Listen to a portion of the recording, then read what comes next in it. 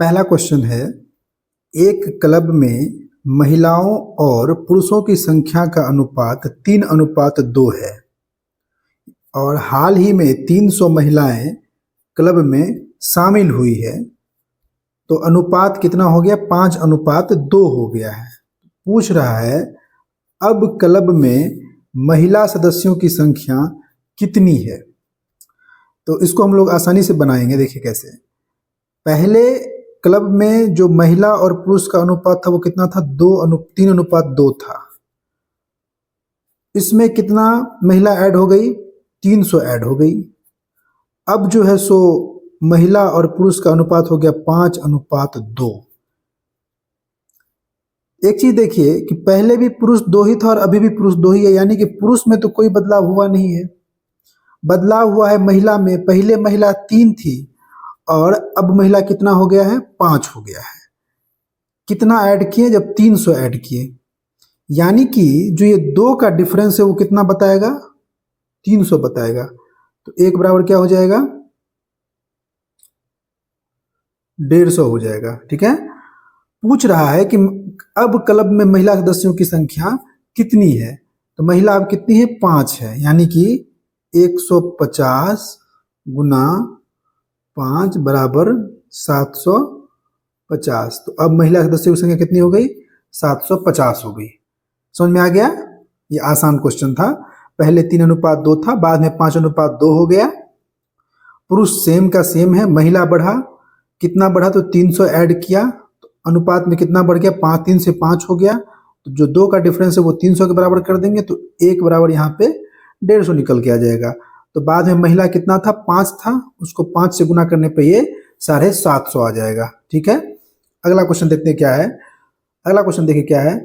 2 धनात्मक संख्याओं का अनुपात 3:7 है। कितना है? 3:7 है और उसका लघुत्तम कितना है? 231 है।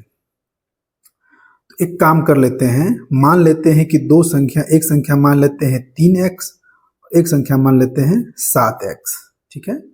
दोनों का लघुत्तम कितना है? 231 है। लघुत्तम सिंपली आप इसको ऐसे नोट कीजिएगा, 3x गुना 7x बराबर 231। ठीक है। ऐसा मैं क्यों कर रहा हूं वो देखिए। 3x और 7x का जब लघुत्तम निकालिएगा तो क्या हो जाएगा? 3 गुना 7 गुना x हो जाएगा। x का x आ जाएगा और 3 अलग है, 7 अलग है, तो ये इसका लघुत्तम ही हो जाएगा। और जो किसके बराबर दिया गया है? 231 के बराबर दिया गया। जब इसको कट करेंगे तो 3 सत्ते 21 और 3 सत्ते 21, फिर 7 से कट करेंगे तो 11, यानी कि x बराबर 11। जो हमारा x माने थे वो 11 हो गया। तो हमारा संख्या क्या क्या था? एक था 3x और एक था 7x, यानी कि 3 गुना 11 बराबर इधर हो गया 7 गुना 11। तो एक संख्या हमारा 33 हो गया और एक संख्या हमारा हो गया 77। पूछ रहा है छोटी संख्या, तो 33 आपका क्या हो जाएगा? करेक्ट आंसर हो जाएगा। अगला क्वेश्चन क्या है वो देखते हैं। एक वस्तु का क्रय मूल्य अंकित मूल्य का 75% है। कितना है? 75% है। यदि 15% की छूट दी जाती है तो लाभ या हानि प्रतिशत कितना होगा?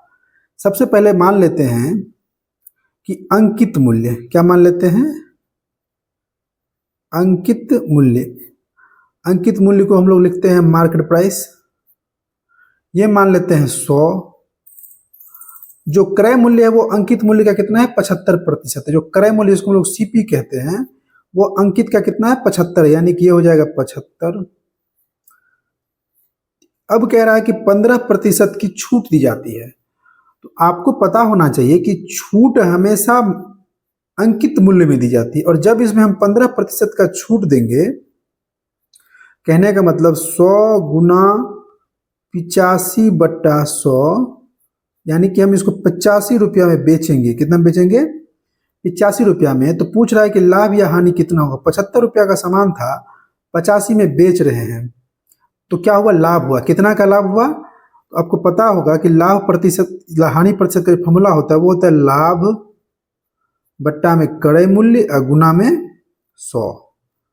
तो लाभ हुआ है यहाँ पे 10 का, कितना हुआ है 10 का लाभ हुआ है। तो 10 बट्टा में जो क्रय मूल्य है वो कितना हो जाएगा आपका 75 और गुना 100। इसको कट करेंगे, 25 दिया 75, 25 चौके 100, 10 चौके 40 बट्टा 3। जब ये कट कटाक हो जाएगा लगभग 13.33, यानी कि ऑप्शन नंबर डी जो है सो इसका सही उत्तर हो जाएगा 13.33। आसान सवाल था, आप समझ गए होंगे आई थिंक। अगला क्वेश्चन है कि एक समचतुर्भुज के आसन्न कोण का अनुपात दिया है 3:6। तो पूछ रहा है कि समचतुर्भुज का सबसे छोटा कोण क्या होगा। आपको बता दें कि समचतुर्भुज का जो आसन्न कोण होता है वो क्या होता है, वो समपूरक होता है। क्या होता है, समपूरक। तो मान लेते हैं कि एक कोण है 3x और एक कोण है 6x, और ये दोनों क्या है, आसन्न है। तो जब भी ये आसन्न होगा तो इन दोनों का सम कितना हो जाएगा, 180 डिग्री हो जाएगा। कितना हो जाएगा, 180 डिग्री, यानी कि 9x बराबर 180 डिग्री। तो x बराबर कितना हो जाएगा, 20 डिग्री। तो पूछ क्या रहा है, सबसे छोटा कोण। तो यहां देख लीजिए 3x बराबर 3 गुना 20 बराबर 60 डिग्री, और 6x बराबर 6 गुना 20 बराबर 120 डिग्री। तो सबसे छोटा क्या हो जाएगा, 60 डिग्री, यानी कि ऑप्शन नंबर 4 इसका सही उत्तर हो जाएगा। अगला क्वेश्चन है, दो संख्याओं का योग 60 है। कितना है, दो संख्याओं का योग कितना है, 60 है, ध्यान रहेगा। और उसका HCF और LCM कितना दे रखा है, 12 और 72 है। तो पूछ रहा है कि दो संख्याओं का व्युत्क्रम का योग क्या होगा। तो देखिए, मान लेते हैं कि दो संख्या, एक A और एक B है, और दोनों का योग कितना दे रखा है, 60। फिर जो दो संख्या हो उसका HCF 12 है और LCM है 72। तो आपको एक प्रॉपर्टीज पता होगा कि दो संख्याओं का जो गुणनफल होता है वो बराबर होता है उसके HCF और LCM के, ठीक है। यानी कि A गुना B बराबर जो हो जाएगा वो हो जाएगा 12 गुना 72। हमसे पूछ क्या रहा है, दो संख्याओं के व्युत्क्रम का योग, यानी कि 1/A जोड़ 1/B, इसका मान पूछ रहा है हमसे। हम यहां से लघुत्तम लेते हैं, तो AB का लघुत्तम A हो जाएगा, यहाँ पे B हो जाएगा, यहाँ पे A हो जाएगा। A प्लस B का मान कितना दे रखा है, 60, यहां से 60 रख देंगे। और AB यानी कि A गुना B यहाँ पे कितना है, 12 गुना 72 है। तो यहाँ पे हम रख देते हैं 12 गुनी 72। जब इसको काटेंगे तो ये हो जाएगा 5, उसके आगे ये कटेगा नहीं, तो ये हो जाएगा आपको 5/72, यानी कि ऑप्शन नंबर जो 3 है वो इसका सही उत्तर हो जाएगा। समझ में आया। अगला क्वेश्चन है कि एक त्रिभुज के कोण कितना कितना है, 2x है, 3x माइनस 8 है और 5x माइनस 12 है। तो पूछ रहा है कि सबसे बड़ा कोण क्या होगा। हमको पता है कि त्रिभुज के तीनों कोणों का जो कितना होता है, 180 डिग्री होता है। यानी कि 2x plus 3x minus 8 plus 5x minus 12, इन तीनों का सम कितना हो जाएगा, 180 डिग्री। इसको थोड़ा और सॉल्व करेंगे तो 3 2 5 5 10, 10x माइनस 12 8 20 बराबर हो जाएगा 180 डिग्री। और थोड़ा आगे बढ़िए, 10x बराबर हो जाएगा, ये 20 उधर जाएगा तो क्या हो जाएगा, 200। इसको कट कर देंगे तो यहाँ पे x का मान कितना आ गया, 20 डिग्री।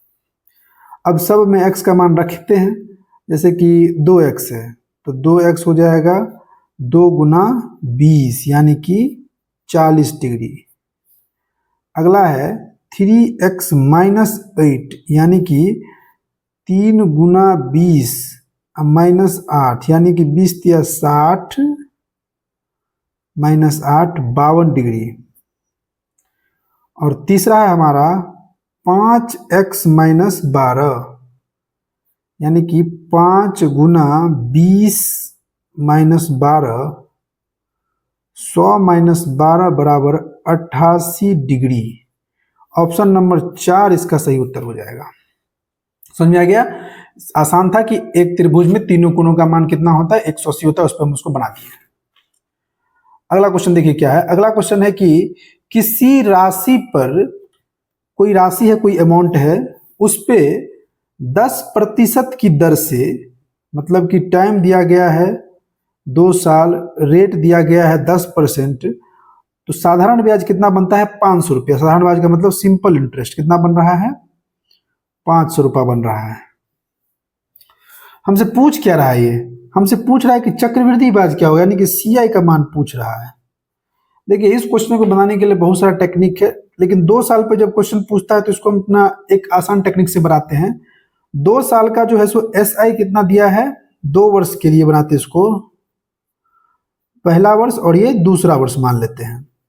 2 वर्ष के लिए एसआई कुल कितना बना है, 500 रुपया, यानी कि पहला साल के बना होगा 250 रुपया और दूसरे साल के लिए बना होगा 250 रुपया, 250 रुपया, तब ना 2 साल में 500 हो गया। तो सीआई कितना बन जाएगा, ये हमको पूछ रहा है क्वेश्चन में 2 साल का। देखिए फर्स्ट ईयर के लिए एसआई और सीआई दोनों समान होता है, यानी कि सीआई भी 250 ही बनेगा। सेकेंड ईयर में जो होता है वो क्या होता है कि 250 तो बनेगा ही बनेगा, साथ में जो फर्स्ट ईयर का 250 है उसका कितना परसेंट रेट, तो 10% रेट उसका भी चलेगा। तो इसका 10% कितना हो जाएगा, 25।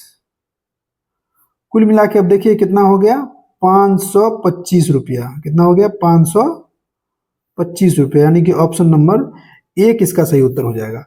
समझ में आ गया क्या किए हैं। एसआई जो होगा उसको स्प्लिट कर देंगे 2 भाग में, क्योंकि एसआई जो है सो हर ईयर समान होता है, उसमें परिवर्तन नहीं होता है। 2 साल वाले क्वेश्चन बना रहे हैं इसलिए इसको हम इस तरीके से बनाते हैं। 500 को 250 में बांट दिए कि पहला साल भी 250 रुपया लगा होगा और दूसरा साल भी 250 रुपया इंटरेस्ट लगा, ब्याज लगा होगा। सीआई कैसे निकालेंगे, तो पहला साल के लिए तो एसआई और सीआई दोनों का मान समान होगा, यानी कि सीआई भी कितना होगा, 250 ही होगा। दूसरे साल भी सीआई 250 ही होगा, लेकिन प्रॉब्लम क्या है कि जो पहले साल का सीआई है उसका भी रेट चलना शुरू हो जाता है। कितना, तो जो रेट ऑफ इंटरेस्ट क्वेश्चन में दिया गया 10%, तो 250 का 10% कितना हो जाएगा, 25। अब इस सब को ऐड करने के बाद जो है ये हमारा सीआई निकल के आ गया। आप देख सकते हैं यही हमारा कंपाउंड इंटरेस्ट हो गया। ठीक है।